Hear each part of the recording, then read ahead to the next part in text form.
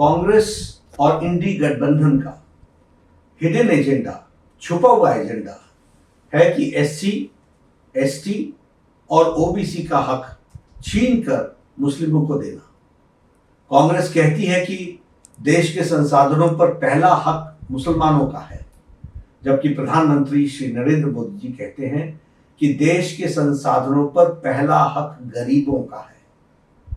दिसंबर 2006 को national development council को संबोधित करते हुए प्रधानमंत्री मनमोहन सिंह ने कहा था, और मैं याद दिलाना चाहता हूं कि we will have to devise innovative plans to ensure that minorities, particularly the Muslim minority, are empowered to share equitably in the fruits of development. They must have the first claim on resources.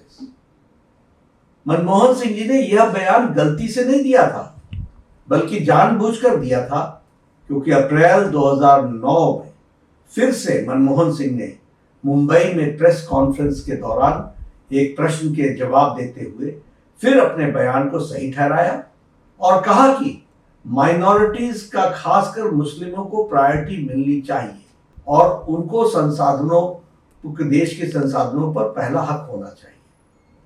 Sachar committee की report के माध्यम से गलत बयानी की गई और मुसलमानों की हालत दलितों से भी खराब है, ये कहा गया। मतलब यह है कि कांग्रेस पहले से ही आधार बना रही थी कि येन केन प्रकारेण मुस्लिम को एससी, अनुसूचित जाति घोषित कर मुसलमानों को एससी आरक्षण की वैधता दिला दी जाए। कांग्रेस की एससी, एसटी और ओबीसी के अधिकारों पर डाका डालने की यह आदत बहुत पुरानी है। यहां तक कि बाबा साहब भीमराव अंबेडकर ने 27 अक्टूबर 1951 को कहा था कि पिछले 20 वर्षों में पंडित नेहरू ने 2000 भाषण दिए हैं, लेकिन उन्होंने एक बार भी अनुसूचित जाति के कल्याण के बारे में बात नहीं की है। इससे आप अंदाजा लगा सकते हैं कि कांग्रेस पार्टी को हमारे लोगों के प्रति कितनी सहानुभूति है। पंडित नेहरू हमेशा मुसलमानों के पक्ष में रहते हैं।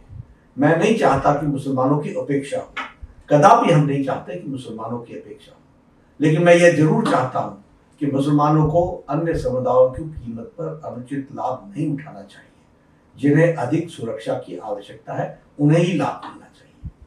कांग्रेस ने राष्ट्रीय धार्मिक और भाषाई अल्पसंख्यक आयोग का गठन कर यह साजिश रची कि मुसलमानों में भी जाति है, इसलिए उनमें भी एससी माना जाए और एससी लिस्ट में आरक्षण दिया जाए।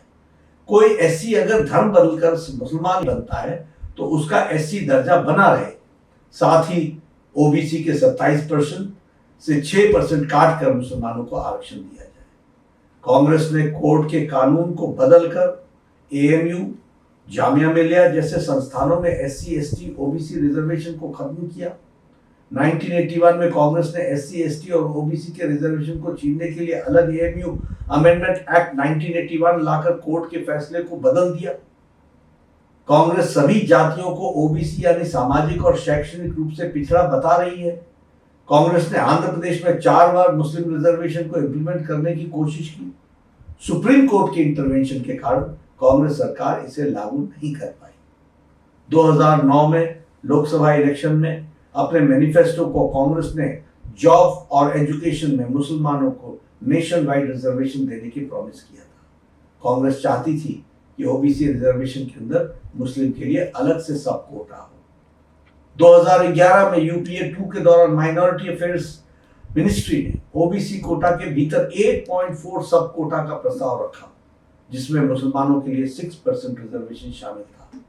2014 में लोकसभा इलेक्शन मैनिफेस्टो में भी कांग्रेस ने इस तरह की बातें की थी। इस बार भी कांग्रेस अपने मैनिफेस्टो में इसी तरह की बातें कर रही है। कर्नाटक में भाजपा सरकार ने रिलीजन बेस्ड रिजर्वेशन को खत्म कर दिया था, लेकिन कांग्रेस की सरकार आते ही तमाम मुस्लिम को ओबीसी कैटेगरी में डाल दिया। कर्नाटक में भी ओबीसी के अंदर कैटेगरी 2 भी बनाकर मुस्लिम जातियों को आरक्षण दे दिया गया। कांग्रेस ने अपने मैनिफेस्टो में कहा है कि देश के बहुसंख्यकवाद की कोई जगह नहीं है।